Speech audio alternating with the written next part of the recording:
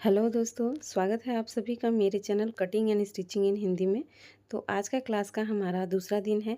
आज के इस क्लास में हम आपको 32 इंच कटोरी ब्लाउज़ की पेपर कटिंग सिखाने वाले हैं। बहुत ही आसान और बहुत ही सरल भाषा में मैं आप लोगों को समझाने की कोशिश करूँगी, जिससे आप लोगों को ब्लाउज़ की कटिंग करने में दिक्कत ना हो। ठीक है, तो चलिए अब हम शुरू करते हैं। देखिए, यहाँ हमने पेपर ले लिया है। पिछले क्लास में हमने आपको पेपर को फ़ोल्ड करने के लिए बताया था, तो आज भी मैं आप लोगों को बता रही हूँ कि किस तरीके से हमें पेपर को फ़ोल्ड करना होता है। देखिए, ये हमारा डबल फ़ोल्ड है और बंद भाग आपको हमेशा अपनी ओर रखना है और खुला भाग आपके अपोजिट साइड। सबसे पहले तो हम अपनी लंबाई लेंगे। जितना हमारा लंबाई होगा उसमें हमें 1 इंच प्लस करके लेना होता है। तो 13 इंच की लंबाई हमारी, तो हम 14 इंच पे मार्क करेंगे। और शोल्डर हमने लिया है 5 इंच। ठीक है, क्योंकि ये हम डीप नेक के अकॉर्डिंग बना रहे हैं, तो यहाँ हम 5 इंच पर शोल्डर ले रहे हैं। यहाँ हमने मार्किंग कर दी 5 इंच पे। अब हम गले की चौड़ाई का निशान लगाएंगे। तो गले की चौड़ाई हम 2 इंच पर लगाते हैं जब भी हम डीप नेक बनाते हैं तो। ठीक है, अब इस निशान को भी हम मिला लेते हैं जहाँ हमने 5 इंच की मार्किंग की थी, और इसको सीधा कर लेते हैं। आर्म होल हम लेंगे 5 इंच, क्योंकि हमने शोल्डर भी 5 इंच लिया है। ये हमेशा याद रखिएगा, जितना भी आपका शोल्डर रहेगा उतना ही आपका आर्म होल रहेगा, क्योंकि आप डीप नेक बना रहे हैं। ठीक है ना। अब हम पीछे के गले का गहराई लेंगे। तो पीछे का लंबाई हम ले रहे हैं 9 इंच और इसका चौड़ाई ले लेंगे हम 3 इंच। आप अपने हिसाब से लीजिएगा, अगर आप इससे ज़्यादा लंबा चाहते हैं तो आप ले सकते हैं। अब इन निशानों को हम पहले सीधा कर लेते हैं, उसके बाद इसमें हम एक शेप दे देंगे। देखिए, ये हम गोल सा शेप दे रहे हैं। अब अपनी कमर का निशान लगाना है हम लोगों को। तो हमारा कमर 28 इंच है, तो देखिए 28 का चौथा भाग आएगा 7 इंच पर, और 1 इंच का हम डॉट के लिए लेते हैं और 1.5 इंच का हम मार्जिन लेते हैं। ठीक है, अब देखिए यहाँ हम चेस्ट का निशान लगाएंगे। तो चेस्ट हमारा 32 इंच है, 32 का चौथा भाग आएगा हमारा 8 इंच और 1.5 इंच का मार्जिन। अब इन निशानों को हम मिला देंगे, फिटिंग वाले लाइन को फिटिंग वाले लाइन से और मार्जिन वाले लाइन को मार्जिन वाले लाइन से।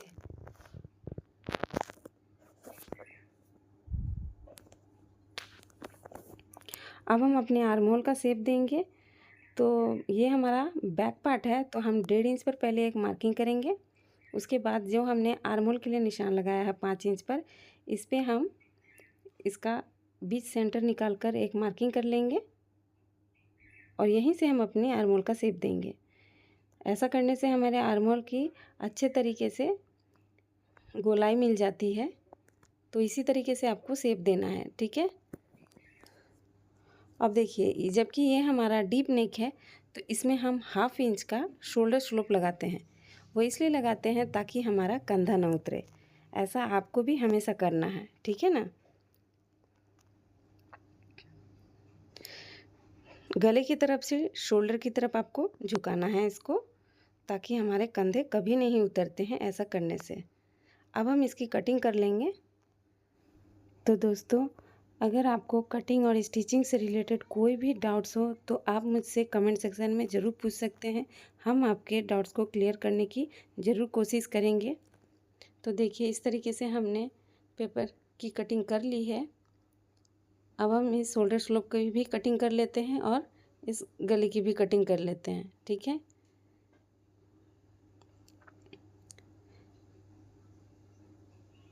ये हमारा बैक पार्ट कट कर रेडी हो चुका है। अब इसको हम साइड कर देंगे और अपने फ्रंट पल्ले की कटिंग करेंगे। तो देखिए, ये हमने दूसरा पेपर लिया है और इसको हम इस पेपर के ऊपर रखेंगे। और हाँ दोस्तों, जब भी आप फ्रंट पल्ले की कटिंग करते हैं तो सबसे पहले आपको 1/2 इंच आपको मार्जिन छोड़ना है।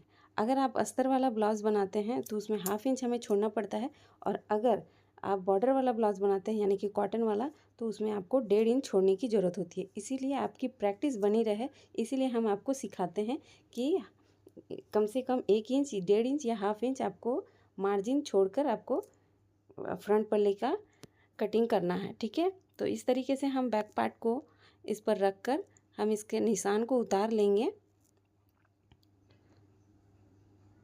पेपर कटिंग करना बहुत ही ज़रूरी होता है दोस्तों, जो बिगनर्स होते हैं, ताकि उनसे कभी गलती ना हो। इसलिए अगर वो पेपर पर कटिंग करेंगे तो उनका हाथ बैठेगा, ठीक है। और अगर हाथ बैठेगा तो उनको कपड़े पर कटिंग करने में ज़्यादा डर नहीं रहेगा। तो इस तरीके से हमने अपने सारे निशानों को गहरा कर लिया है।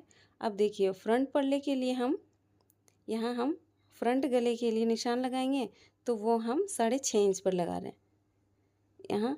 अब इसका एक बॉक्स बना लेते हैं हम और इसमें एक शेप देंगे। आपको जैसा शेप पसंद है आप वो ऐसा दे सकते हैं। मैं तो ज़्यादातर गोल गले का ही इस्तेमाल करती हूँ। और देखिए यहाँ हमने आर्म होल 5 इंच लिया था, तो यहाँ हम 5 इंच पर मार्किंग करके इसका भी एक बॉक्स तैयार कर लेते हैं, ताकि हमें फ्रंट आर्म होल का शेप देने में आसानी हो। अब यहाँ देखिए 1 इंच पर हम अब मार्किंग करेंगे और गोलाई का शेप देंगे, ठीक है। अब देखिए हमारी फिटिंग लाइन हमारा 8 इंच पर था, तो वहाँ भी हम एक मार्किंग कर लेते हैं और इसको सीधा कर लेते हैं, ताकि हमें पता चले कि हमारी फिटिंग लाइन कौन सी है। अब देखिए हम फ्रंट आर्म होल के लिए शेप देंगे। इस तरीके से डॉट डॉट करते हुए आपको शेप दे देना है, ठीक है।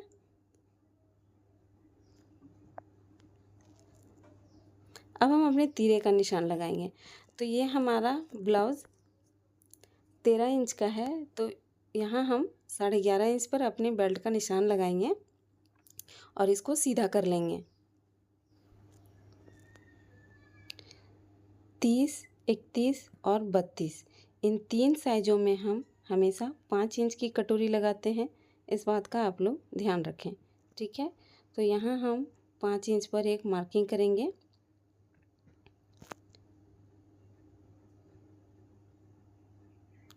और इसको हम सीधा करेंगे। इस तरीके से निशान लगाकर शेप देने से हमारी कटोरी का शेप बहुत ही अच्छा आता है दोस्तों। अब देखिए फ्रंट आर्म होल के निशान से हम 2.5 इंच पर एक मार्किंग करेंगे और फ्रंट गले की तरफ से हम नीचे की साइड से 1 इंच पर मार्किंग करेंगे। किधर से किस निशान को लगाना है ये मैं आप लोगों को बता रही हूँ, ताकि आप लोगों से गलती ना हो, ठीक है। और आप लोग अच्छे तरीके से कटोरी ब्लाउज़ की कटिंग कर पाएँ। तो देखिए हमारा कटोरी किस तरीके से बना है, इसका शेप देखिए कितने अच्छे तरीके से आया है। अब देखिए यहाँ हम एक राउंड सा शेप दे रहे हैं, सिर्फ 1/2 इंच की दूरी लगाकर, ठीक है। जहाँ से हमने 5 इंच का निशान लगाया था वहाँ से हमें राउंड करना होता है। अब हम इसकी कटिंग कर लेंगे। अब ये हमारा फ्रंट पल्ला है, तो ये देखिए हमें पहले वाले निशान पर कटिंग करनी है।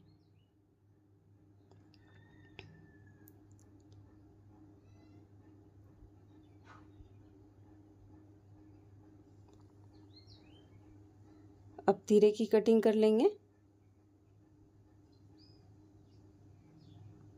अब ये देखिए हमारी कटोरी की भी कटिंग हो रही है।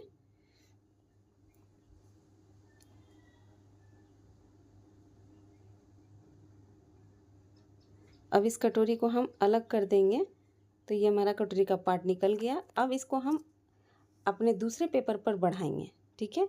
तो देखिए दूसरे पेपर पर इसको रख कर हम सबसे पहले ये जैसा है उसको हम पहले उतार लेते हैं। डॉट डॉट करते हुए आपको उतार लेना है इस तरीके से। अब इसको हम साइड कर देंगे, ठीक है। अब जो करना है हमें इसी कटोरी पर चेंजेस करना है।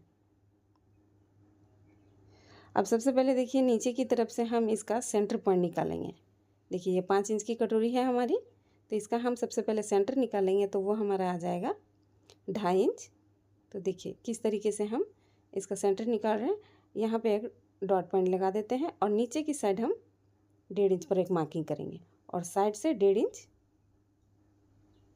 और इस साइड से 1.5 इंच। ये हमेशा आप लोगों को याद रहेगा दोस्तों। मैं आप लोगों को आसान से आसान तरीके से आप लोगों को बताने की कोशिश करूँगी, ताकि आप लोग अच्छे तरीके से और आसान तरीके से ब्लाउज़ की कटिंग कर पाएँ। अब देखिए इन तीनों निशानों को हम मिलाएंगे।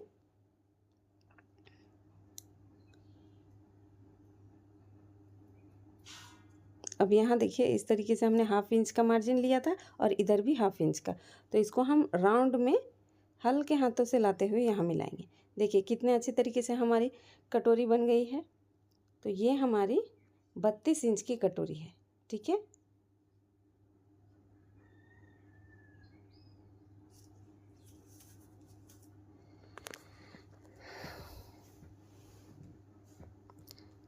अब हम अपनी बाजू की कटिंग करेंगे। तो देखिए सबसे पहले हमें बाजू का लंबाई निकालना होता है। तो बाजू हमारी 5 इंच है और हम 1/2 इंच मार्जिन लेंगे दबाव के लिए। ठीक है, और इसको हम सीधा कर लेते हैं कुछ इस तरीके से। अब हम अपनी बाजू की गोलाई का निशान लगाते हैं। तो वो हमारा 5.5 इंच पर है और 1.5 इंच का हम मार्जिन ले लेते हैं।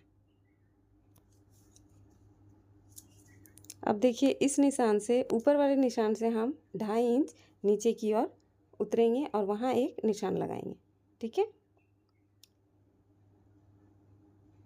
अब इसको भी हम सीधा कर देते हैं ताकि हमें बाजू का शेप देने में हमें आसानी होगी। अब देखिए, अब आपको अपना आर्म होल का ध्यान रखना है। जितना भी आपका आर्म होल होगा ना, तो वहाँ जहाँ हमने 1/2 इंच का मार्जिन लिया है वहीं से आपको अपना आर्म होल का निशान लगाना है। तो देखिए मेरा यहाँ पे आर्म होल 7 में 2 पॉइंट कम है। ठीक है, तो यहाँ मैं निशान लगा ले रही हूँ और इसको देखिए हम फिटिंग वाले लाइन से मिला देंगे और इसको मार्जिन वाले लाइन से मिला देंगे। अब हम अपनी बाजू का शेप देंगे।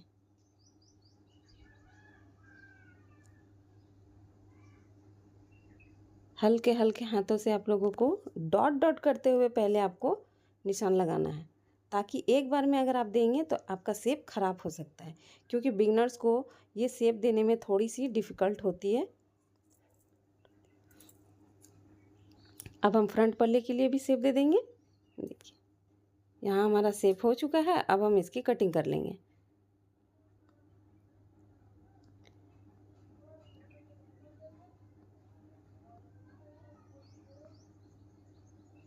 अब यहाँ हम नॉचेस लगा देंगे ताकि हमें स्टिचिंग करने के समय हमें पता चल पाता है।